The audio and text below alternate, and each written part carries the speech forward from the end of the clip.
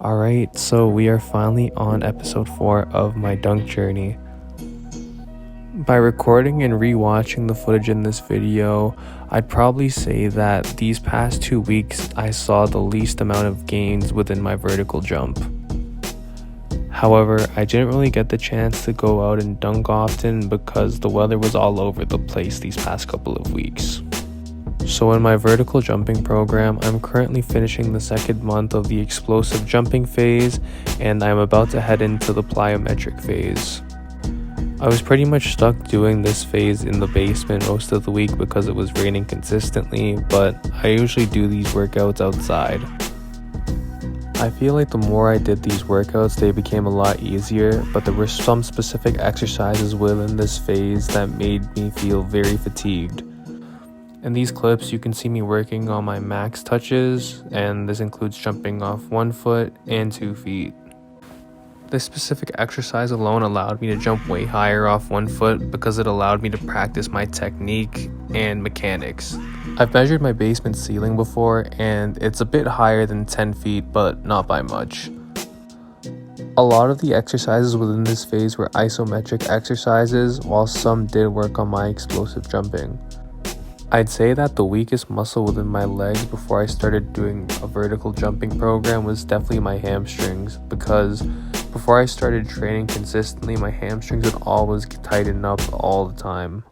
Throughout the training though, I definitely say that my leg muscles became stronger, and I've never really gotten sore throughout the training still, which is really good. However, I did experience some slight soreness within my legs these past couple of weeks, and that's probably because the exercise repetitions increased. But other than that, there was nothing major. Overall, I definitely experienced bigger gains within my first 2 weeks of the phase 2 training compared to my last 2 weeks, despite me losing weight. So on May 1st, I went outside focused on improving my jump mechanics rather than jumping as high as I could. Coming into that day, I weighed around 193 pounds, and that day was probably the most sore I've ever felt throughout the program, but this was also my first time jumping on a rest day, which was right after training on Friday.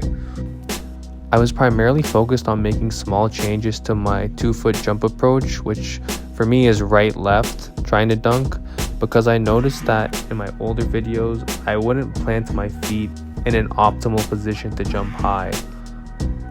So I was pretty much focused on my footwork and the way I planted my feet before I tried to dunk. This was also one of the few times that I was actually able to go outside and properly work on things in terms of dunking because, as said before, the weather was all over the place these past 2 weeks.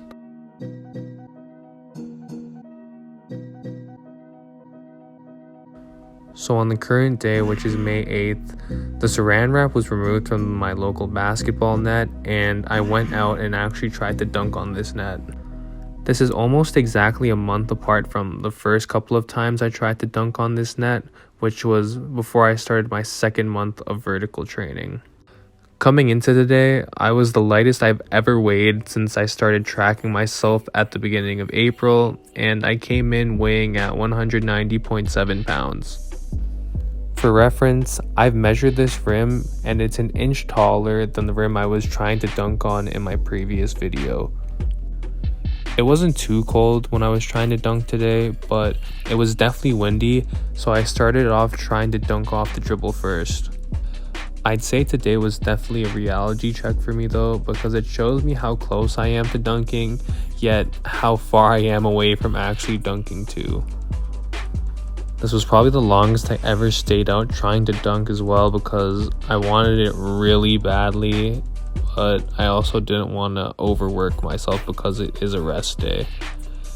But I probably spent around 2.5 hours trying to dunk today, and I had so many attempts that I could only fit my best attempts in this video.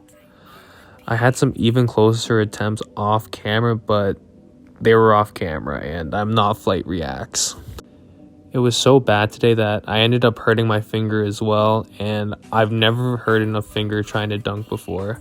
Like I said before, it's still a process and it's only been a 2-month journey, and I'm grateful for the gains that I've seen within this journey so far.